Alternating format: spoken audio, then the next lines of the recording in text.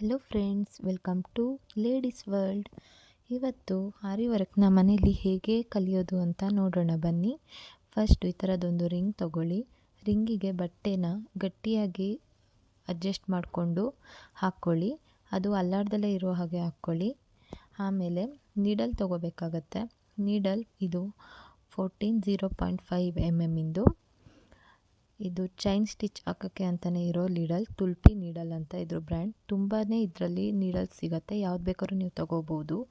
ಅದು ನೀಡಲ್ನ ಹೇಗೆ ತೊಗೋಬೇಕು ಅಂದರೆ, ಚುಚ್ಚಿ ಬಟ್ಟೆಗೆ ಹೊಟ್ಟೆ ಒಳಗೆ ಹೋಗಿ ಬರಬೇಕಾದ್ರೆ ಅದು ನೀಟಾಗಿ ಈಸಿಯಾಗಿ ಬರಬೇಕು, ಅದು ಅಲ್ಲಲ್ಲೇ ಸ್ಟಕ್ ಆಗಬಾರ್ದು. ಆ ಥರ ನೋಡಿ ತಗೊಳ್ಳಿ. ಈಗ ನಾವು ಅದರಲ್ಲಿ ಥ್ರೆಡ್ ವರ್ಕ್ ಹೇಗೆ ಮಾಡೋದು ಅಂತ ಕಾಟನ್ ಥ್ರೆಡ್ ತೊಗೊಂಡು ನೋಡೋಣ. ಫಸ್ಟು ಒಂದು ಗಂಟನ್ನು ಹಾಕ್ಕೊಂಡು ಅದನ್ನು ಒಂದು ಬೆರಳಿಗೆ ಹೆಬ್ಬೆರಳಲ್ಲಿ ಇಟ್ಕೊಂಡು ತೋರು ಬೆರಳಿಗೆ ನಾನಿಲ್ಲಿ ತೋರಿಸ್ತಾ ಇದ್ದೀನಲ್ಲ ಅದೇ ಥರನೇ ನೀಟಾಗಿ ಸುತ್ಕೋಬೇಕಾಗತ್ತೆ. ಗಟ್ಟಿಯಾಗಿ ಸುತ್ಕೊಂಡು ಇಟ್ಕೊಳ್ಳಿ. ಆಮೇಲೆ ಆ ಗಂಟನ್ನು ಹೊರಗಡೆ ತೆಗಿಯೋ ಹಾಗೆ ಬಟ್ಟೆಗೆ ಗಂಟು ಬೀಳೋ ಹಾಗೆ ನೋಡ್ಕೋಬೇಕಾಗತ್ತೆ. ಆಯಿತಾ? ಆ ಥರ ನೋಡಿಕೊಂಡ್ರೆ ಗಂಟು ಬಟ್ಟೆಗೆ ಬಿದ್ದರೆ ಅದು ನಾವು ನೆಕ್ಸ್ಟು ಮಾಡೋದು ಹೇಗೆ ಅಂತ ಗೊತ್ತಾಗತ್ತೆ.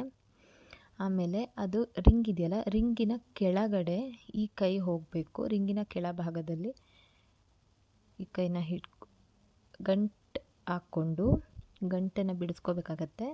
ಇನ್ನೊಂದು ಕೈಯಲ್ಲಿ ಒಂದು ನೀಡಲ್ನ ಇಟ್ಕೊಂಡು ಅದನ್ನು ಚುಚ್ಚಿ ಹೊರಗಡೆ ತೆಗೆದು ಮೆಲ್ಲಕ್ಕೆ ಆ ಗಂಟು ಬಟ್ಟೆ ಮೇಲೆ ಬೀಳೋ ಹಾಗೆ ಮಾಡಿ, ಆಮೇಲೆ ಒಂದು ಸುತ್ತಿ ಆ ದಾರವನ್ನು ಎಳೆಯಿರಿ. ಒಂದು ಸುತ್ತೋದು, ದಾರನ ಎಳೆಯೋದು. ತುಂಬ ಸಿಂಪಲ್ ಟ್ರಿಕ್ ಇದೆ. ನಿಮಗೆ ಮಾಡಿದಾಗ ತುಂಬ ಈಸಿಯಾಗೇ ಗೊತ್ತಾಗುತ್ತೆ. ಒಂದು ಸುತ್ತಿ ನೀಟಾಗಿ ಅದರೊಳಗಿಂದ ದಾರನ ಎಳೆದು ಮತ್ತೆ ಚುಚ್ಚಬೇಕಾಗತ್ತೆ. ಇದು ಸ್ವಲ್ಪ ಸ್ಪೀಡಾಗಿ ಮಾಡಿದಾಗ ನಿಮಗೆ ಚೆನ್ನಾಗಿ ಬರುತ್ತೆ. ಆಮೇಲೆ ಈಸಿನೂ ಕೂಡ ಅನಿಸುತ್ತೆ. ತುಂಬ ನಿಧಾನ ಮಾಡಿದರೆ ಇದು ಅಷ್ಟು ಈಸಿ ಅನಿಸಲ್ಲ, ಕಷ್ಟ ಅನಿಸುತ್ತೆ. ಇದು ಚೈನ್ ಸ್ಟಿಚ್ ಅಂತ. ಇದನ್ನು ನೀವು ಸ್ಪೀಡಾಗೂ ಮಾಡಬೇಕು, ಸ್ವಲ್ಪ ಚಿಕ್ಕದಾಗಿ ಸ್ಟಿಚ್ ಹಾಕ್ಕೊಂಡ್ರೆ ಈಸಿ ಅನಿಸುತ್ತೆ.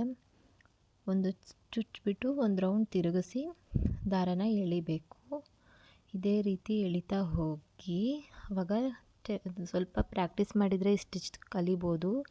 ಇದೇ ಆರಿ ವರ್ಕಲ್ಲಿ ಫಸ್ಟು ಮೇಯ್ನಾಗಿ ಆಗಿರೋ ಸ್ಟಿಚ್ಚೇ ಇದು. ಇದು ಕಲಿತ್ರೆ ಒಳ್ಳೊಳ್ಳೆ ಡಿಸೈನ್ ಕೂಡ ಹಾಕ್ಬೋದು. ನೆಕ್ಸ್ಟ್ ಎಲ್ಲ ಬೇರೆ ಡಿಸೈನ್ ಹಾಕೋದಕ್ಕೂ ಸರಿ ಆಗುತ್ತೆ. ಚುಚ್ಚಿ ಸುತ್ತಿ ತೆಗೆಯಿರಿ.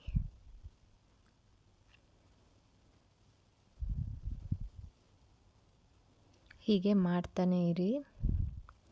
ಈಗ ಕೆಳಗೆ ಕೂಡ ಹೇಗೆ ಆ ದಾರನ ನೀಡಲಿಗೆ ಸುತ್ತೋದು ಅಂತ ನೋಡೋಣ. ನೋಡಿ, ಈಗ ಇದೇ ಥರ ಸುತ್ತಿ ತೆಗೆದು ಎಳಿಬೇಕು. ಅರ್ಥ ಆಗ್ತಾಯಿದೆ ಅಂತ ಅಂದ್ಕೊತೀನಿ.